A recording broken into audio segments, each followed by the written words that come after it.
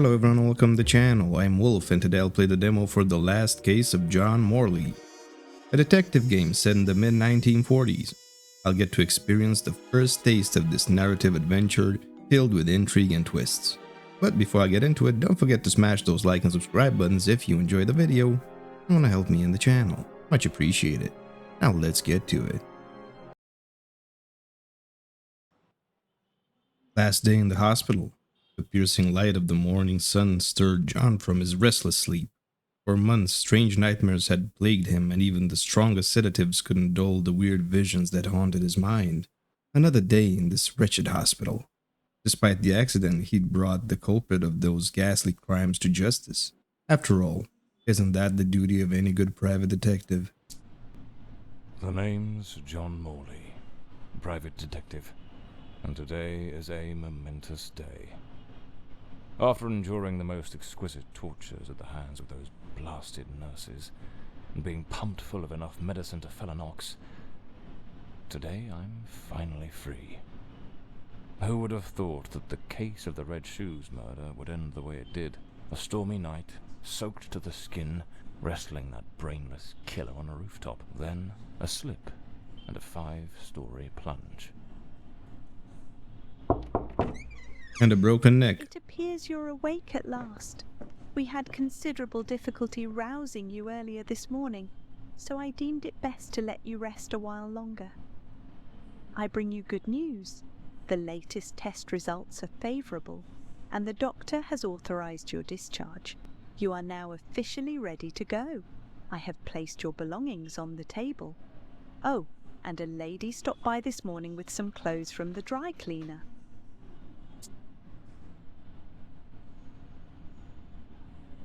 Nightmares. I've been having nightmares.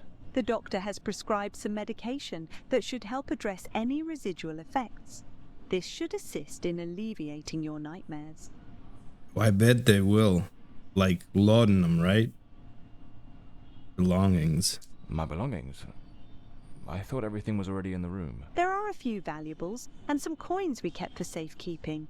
They are in the box on the table. Oh, so very nice of you guys. Clothes and the woman. A woman brought my clothes from the dry cleaner. Was it Penny? I couldn't say. She arrived quite early, before my shift began. I've placed the garments in the wardrobe to keep them from getting wrinkled. Results and discharge. So I'm better now. Yes, you are much improved. Both your physical and psychological assessments have been satisfactory, and there are no impediments to your returning to your normal life. Now, if you'll excuse me, I have other patients to attend to. I wish you all the best. Why, thanks, you too. Hugs and kisses. Well, look at that. Alright, let's check out this hospital room. I better get dressed. The hospital gown that ties in the back doesn't exactly scream professional. Oh, why not? It's in fashion. It's trendy. What do you mean? Okay. I got a bottle of pills over here. Where's the laudanum? I am looking for the laudanum. That's what I need. Is this my... Yeah. Hey, what a fool I took onto that rain-soaked pavement. And to top it off, with that downpour, I ruined my best suit. But, well, that's all water under the bridge now. Quite literally. The patient has demonstrated a satisfactory improvement in all preoperative objectives. The surgical procedure conducted under protocol ETD-03 has been deemed successful in all respects. Upon completion of final tests and provided that the patient reports feeling physically and mentally prepared, medical discharge is advised. No post-operative complications are anticipated at this time.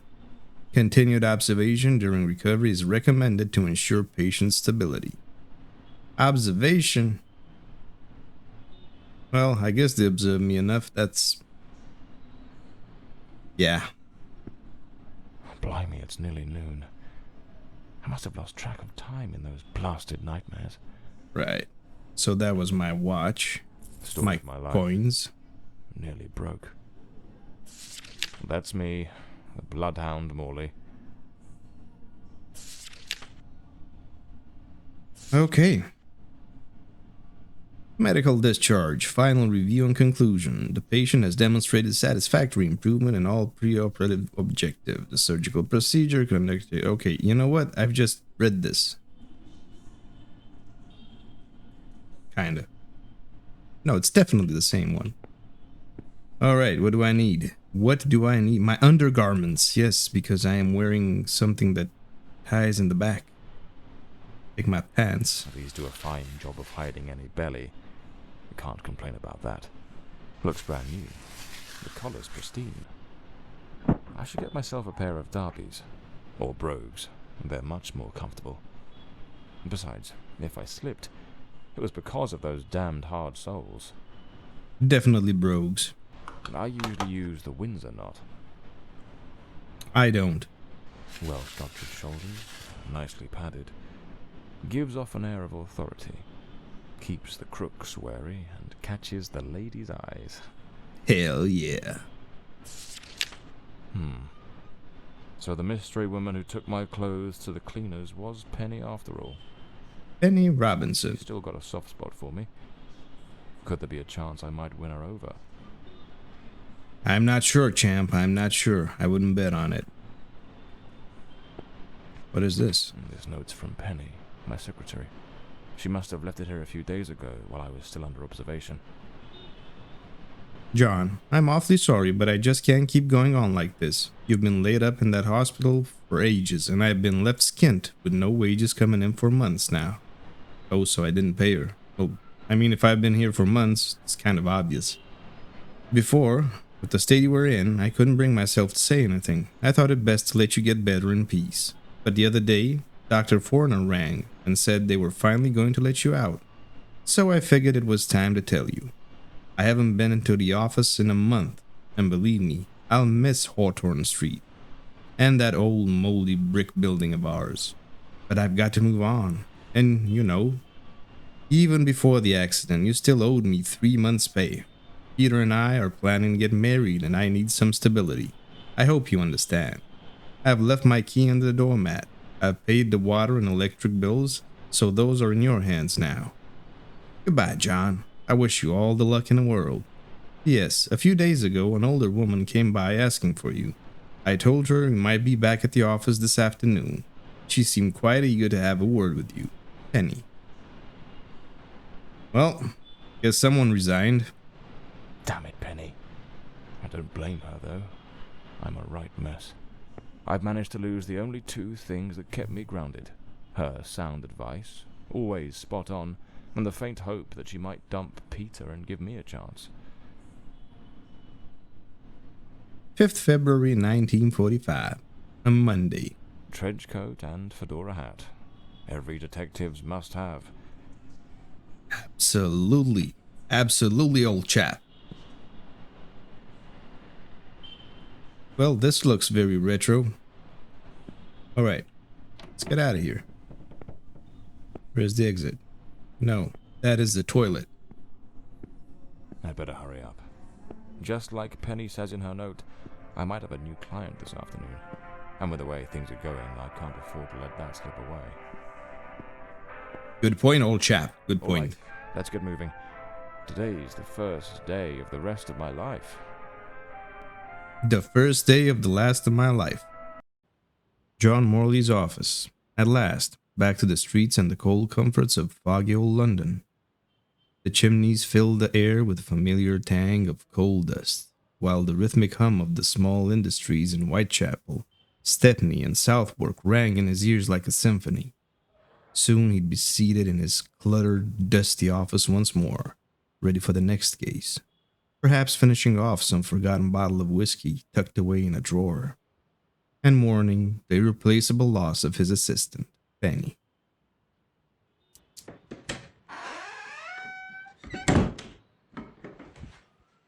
Back again. Feels like stepping into a forgotten paradise. I mean, I don't know what to tell you, man. If this is paradise, then I would rather not. Everything's got that same old charm, and yet feels oddly new. The naughty cat. This hospital stint's given me a bit of a new outlook. Maybe I'll take it a shade easier from now on, sticking to cases that don't demand a trip to the morgue. Okay. Peter Sanders. Is he related to Colonel? Does he make the chicken? I don't know. Indigo Stories, alright. Well, this is me. Oh yeah, the keys under the... Yeah, there we Here go. they are. Penny's keys. Just like it says in her note. Just like that.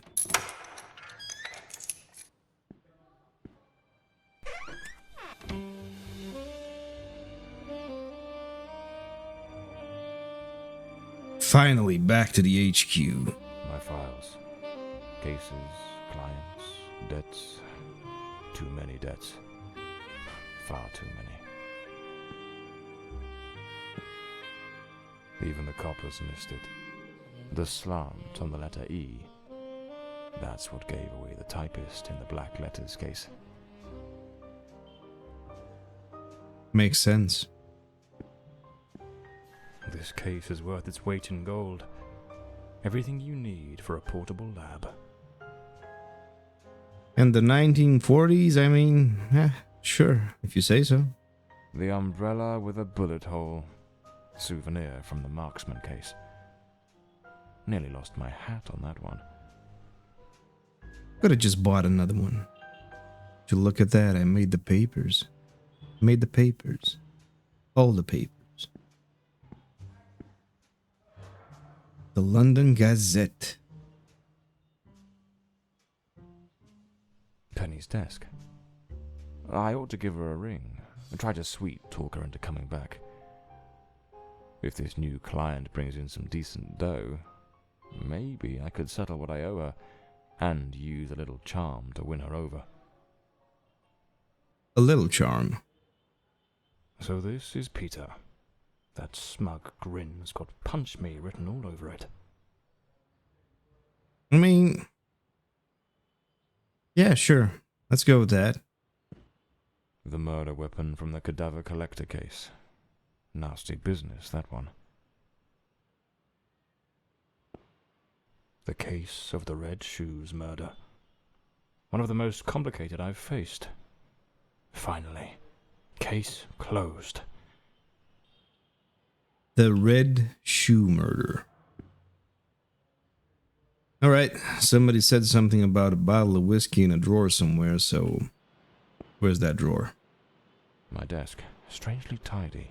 Normally it's buried under papers, notes, bits of evidence. Penny must have wanted to leave everything spick and span before she walked out on me.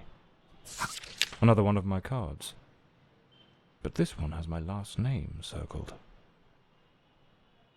How on earth is this tidy? Look at that. Look at that mess. Look at the paper. Look at that paper. Look at that paper. There's papers everywhere on the floor. What do you mean tidy? How was it a mess before? I want to know. I really want to know. Jesus. Right. What's in there? Nothing. What's in here? Oh, it's locked. But there doesn't seem to be a... No keyhole. I got it. Amazing how this little gadget can reveal the devil in the details. The details in the devil. All right.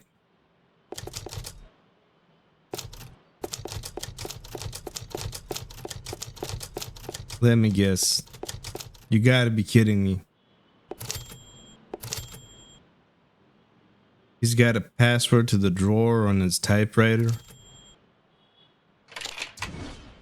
Jesus Christ, this guy. My Smith & Wesson. In perfect condition. You never know when it'll come in handy. Always. It will always come in handy. Ooh, what's this? The Scarlet Page. I trust Penny didn't go snooping through my things while I was away. Oh, my apologies, madam. I didn't hear you come in.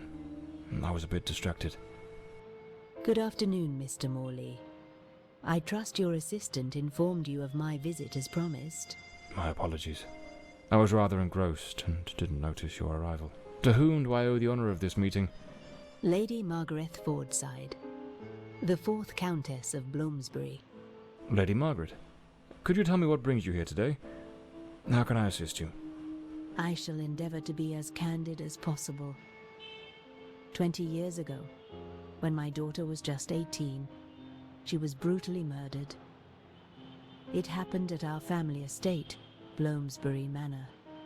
Someone slipped into the house unnoticed, and upon reaching her room, delivered 5 fatal stab wounds to her chest, lungs, and heart.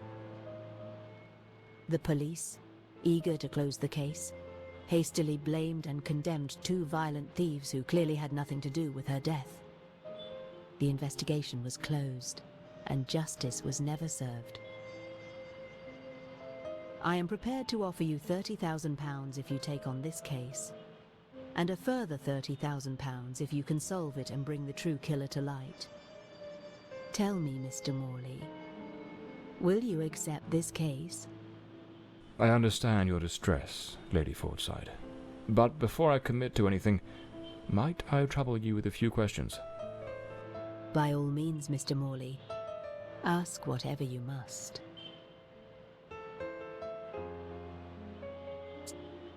Well, to be honest, £60,000 in 1945 was a buttload of money.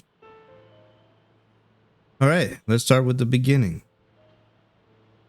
Are you a vampire? Where is that option? I don't have that option. Yeah, she might be a vampire. Why now? A case that's been cold for 20 years. You certainly don't make it easy for me, Lady Margaret. What made you decide to seek out a detective now? For over 2 decades, I've fought tirelessly to have the case reopened, to prove that the real murderer escaped justice, but all in vain.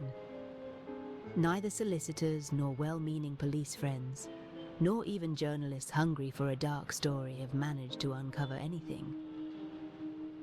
Then one day, I read about your success in solving the case of the Red Shoes killer. Regrettably, I also learned of the unfortunate incident that left you hospitalized with grievous injuries. On the advice of your secretary, Miss Penny, I waited patiently for your recovery. And now, here I am. Here you are indeed. The wrong men. Tell me about the men the police arrested. Why are you so certain they weren't guilty? 2 days after the murder, the police arrested a pair of violent thieves who were terrorizing the county at the time. Though they swore their innocence in my daughter Elodie's death, their criminal record completely undermined their defense. Seizing the opportunity, the police locked them away for their other crimes, and the case was closed. But what has always struck me as suspicious is that nothing was stolen on the night my Elodie was killed. If those thieves were truly the culprits, why would they murder her and then leave without taking a single piece of silver? It doesn't add up, Mr. Morley. It really doesn't. It just doesn't. What about the witnesses? Tell me, were there any witnesses? Did anyone see or hear anything? It happened at midnight. The house was practically empty at the time, with only a few servants and a guest who was sleeping in the west wing. I was the only one who might have heard something, as my room was next to hers. Unfortunately, I had taken a sleeping draught and fell into a deep slumber. It is a decision I shall regret for the rest of my days. Laudanum. She was on the laudanum. I know it. It was quite in fashion back then. But tell me about Bloomsbury Manor. Do you still reside there? After Elodie's death, I abandoned the estate. I couldn't bear to remain there, to live within those walls. Even now, when I visit the manor, it still feels as though I can hear her footsteps echoing through the halls, her voice humming that old melody. The delusions of an old woman who has mourned her daughter for far too long, Mr. Morley. No mother should ever have to bury her child. Should you accept the case, Bloomsbury Manor would likely be the best place to begin the investigation. I shall not impede your work, as I now reside at Bedford Square, in the heart of the city. Well, I believe I have all the information I need to get started. I accept the case, and will begin the investigation immediately. I'm pleased to hear that. My butler will bring you the £30,000 tomorrow morning. Now, if you'll excuse me, I have matters to attend to. Once you uncover the culprit, contact me at once, and I shall promptly deliver the remaining £30,000. Please, Mr. Morley, unravel this harrowing mystery that has tormented me for so long.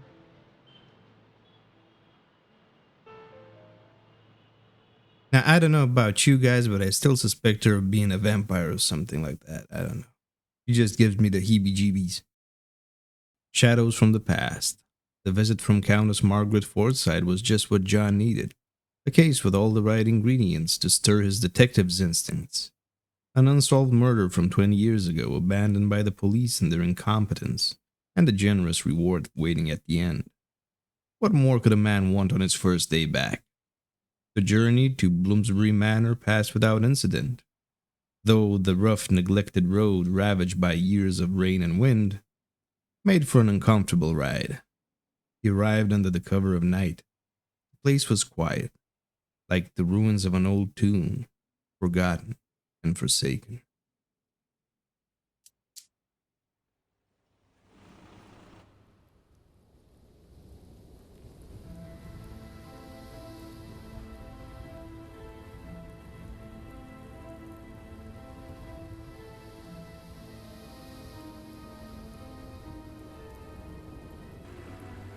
As I made my way through the dense forest path, a haunting silence enveloped the air. It was as though the very night of the crime still lingered here, shrouded in an eerie calm. The manor stood before me, its facade as inscrutable as the shadows that danced in the moonlight. Every step I took felt like a step deeper into the heart of a mystery that refused to be forgotten.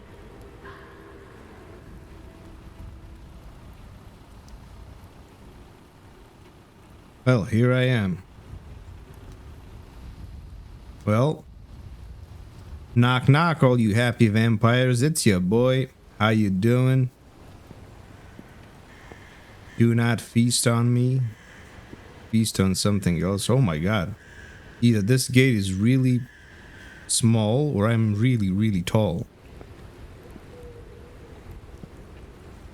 Alright. That had a nice creak to it. Am I being followed? Oh. I heard that. Who are you? Where are you?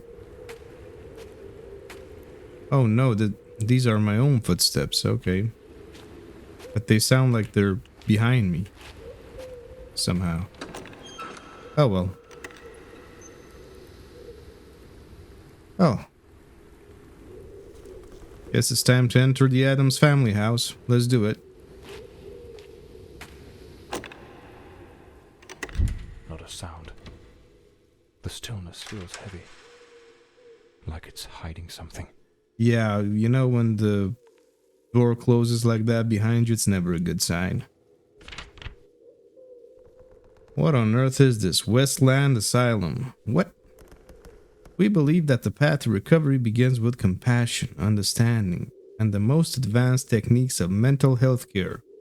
Let's see, 1945, probably lobotomies and electric jolts to the brain. Our institution offers a tranquil heaven for those seeking respite from the trials of the mind. Yeah, sounds so lovely. What is this? This painting, it's rather grim. There's something deeply unsettling about it. Almost like it carries a shadow of its own. Yes, the author's feelings. Alright, what is this?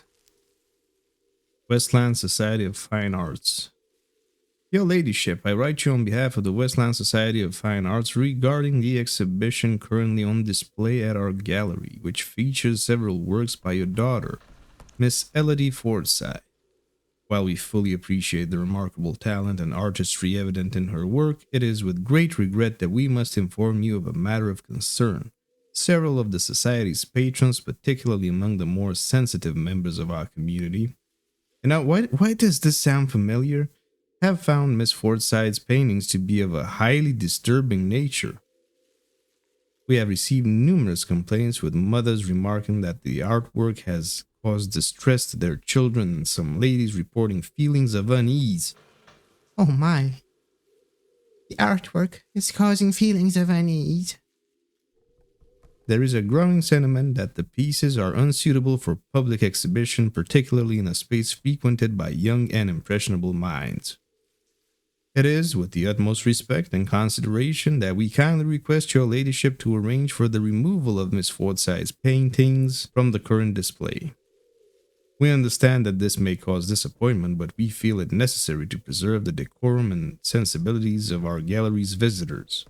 We would be honored to work with you in finding a more appropriate venue to exhibit Miss Fordside's art, where her unique vision can be appreciated by a more discerning and prepared audience. We trust you will understand our position in this delicate matter, and we look forward to hearing from you at your earliest convenience. With the deepest respect, yours faithfully, Sir Arthur Wellesley, whatever his name is. All right, Secretary of. Lady had a passion for art, but her style wasn't exactly well received. Disturbing, from the looks of it. So they wanted to find the suitable venue for her artwork, and they have found this. Westland Asylum.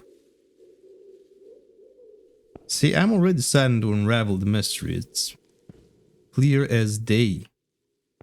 Well, as night. Since it's nighttime after all. A blue moon. Fitting for a place haunted by its own secrets.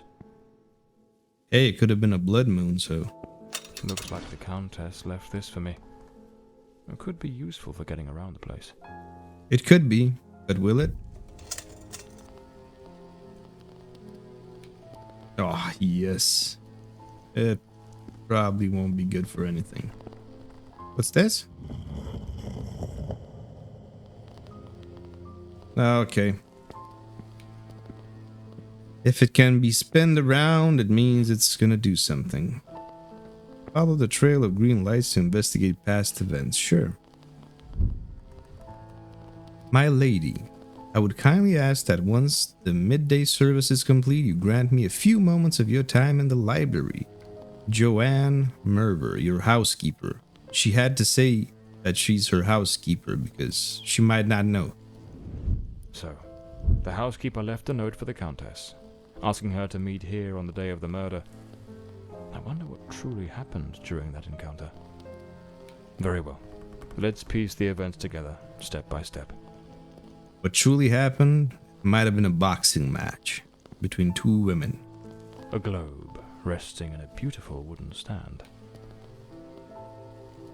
I mean, it wouldn't have been a fair fight anyway because one was a vampire and one was a human. So, yeah. 2 chairs. One of them knocked over. I knew it. Boxing match, told you. Nailed it from the very beginning. Okay, crime solved. The housekeeper's cup is still here. Tea spilled across the table. She never got to drink it. I don't know what kind of tea that was that still leaves the stain after 20 years, but whatever. Looks like someone arranged tea in the library that day. This guy is a bright one. Lipstick stains. Same shade the countess wore when she visited my office. See, I told you, all evidence points to the fact that she's a vampire even wears the same lipstick after 20 years. An empty envelope. Did the housekeeper hand the countess a letter? It seems they met here. But something went wrong during the conversation. I am very angry. After all these years of service, this is how you repay me? Walking away like this? I'm sorry, madam, but the situation has become unbearable. My bags are already packed. She even looks the same. She has the same clothes, same necklace. Vampire, 110%. I will bet money on it. What's this? The countess threw the housekeeper out in a fit of rage. In her haste, the housekeeper forgot one of her bags. What was it that unsettled the housekeeper enough to abandon her post so suddenly? She saw her sucking someone's blood. That's what vampires do. Lady Fordside, still seething, burned something in the fireplace. My hopes and dreams, that's what she burned. Alright, what's in here? The lock has been concealed. This door must open by some other means. Yeah, voodoo magic. The Fordside family crest. A rampant dragon. A time-honored symbol across European heraldry, particularly among the English and the Welsh. I mean, if that's a dragon, like, I don't know. I don't know what that says about the artist that made it. Oh, here's another moving statue. Problem is, where do they move? How do I find out? Oh, look, a first aid kit.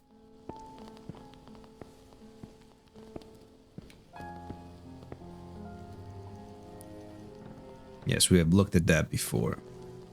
Oh, and another statue. Another painting by Elodie.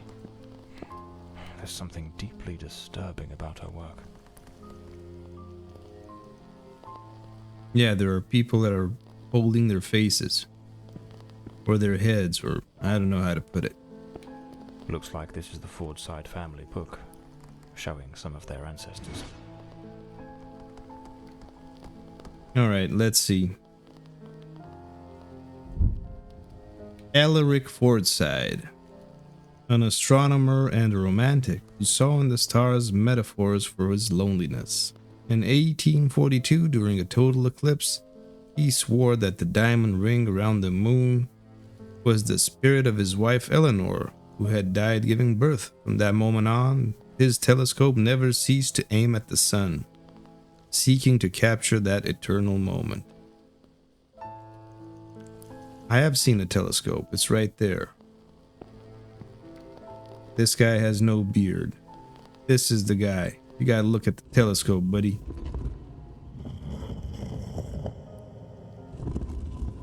Or at least I think he does. But we're gonna find out. Alright, you're looking at the telescope. Great. Eleanor Fordside, where is she?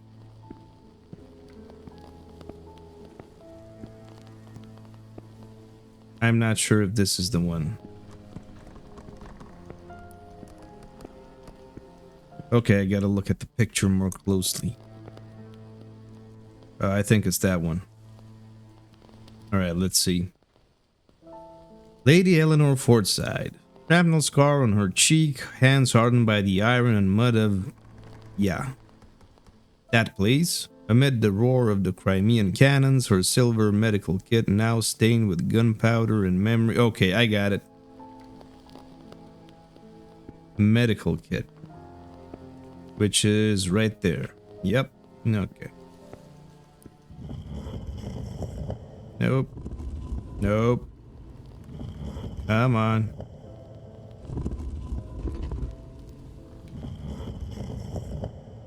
Is she looking at the medical kit? I think so. Alright, 2 more to go. The bearded guy and that other woman over there. Cedric Fordside. A man with a prominent nose and a wandering soul, whose steps traced paths where only blank maps had once lain. Cartographer to Queen Victoria, he devoted his life to naming the unnameable. jungles that swallowed expeditions, rivers that erased borders, and villages whose names only he remembered. His globe, now cracked by time, okay, I know exactly where it is. His globe, now cracked by time and the salt of 1,000 seas, bears between its meridians the scars of a man who preferred to get lost rather than return. And Lady Isolde Fordside, a pianist with ethereal hands and a drowned heart. After losing her beloved in the wreck of the SS Meridian, her nocturnes became unnamed requiems. Her final composition, Elegy in Blue, rests on the ebony music stand in the library. Ebony music stand in the library. Okay, this guy has to look at the globe, and he is, I think, yeah. And she has to look at the ebony music stand. Okay, right there.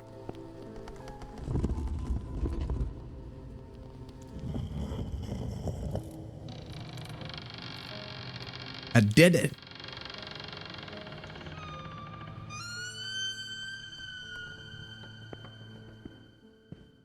Am I gonna get eaten if I go in here? This must have been some sort of private study for the countess. How is it private when you have windows all over your door? That's not private at all. This looks like the key to the main hall. Could be my way into the heart of the house. Or the belly of the beast. But we'll never know, will we? Lady Margaret and a young woman. I suppose it's Elodie. They look happy. It was undoubtedly a better time. Was it though? Elodie was committed to a psychiatric facility. But she supposedly recovered from whatever ailed her. Lady Margarette Fordside, I am writing to you as the attending physician of Ward 2 to provide an update on your daughter Elodie's progress. It is with great pleasure that I report her notable improvement after she's been shocked to hell. Elodie now confides that she no longer experiences dark thoughts. I would say the same. Most importantly, the nightmares have subsided and she has begun to communicate more amicably with her fellow patients, a crucial step in her recovery. Oh boy. Elodie has asked me to relay a request. She would like you to bring her amber necklace with you when you visit this Sunday. I will continue to keep you informed of her progress. Respectfully, Dr. Mulder. Isn't this the guy that chased UFOs and aliens and X-Files? Ooh, what's in here? Nothing. Well, am I missing something or... What the heck do I have this lantern for? No, well, I guess that was it. Okay, so I got the key.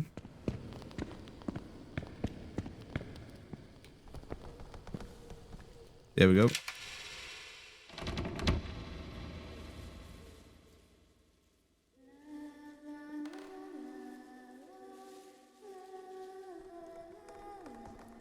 That cold, old house had begun to give up its secrets. For a fleeting moment, I thought I heard the voice of a young woman, softly humming a tune. And then it hit me, clear as a gunshot in the dark. A ghost from the past was ready to speak. A tale of love and dread. A mystery begging to be solved. Well, everyone, I've reached the end of the demo, end of the episode. The game is nicely done, pays attention to details, and has that typical noir detective main character. That dark, depressed character. I've left a link in the description if you want to check it out. Thanks for watching. I'll see you next time. Bye.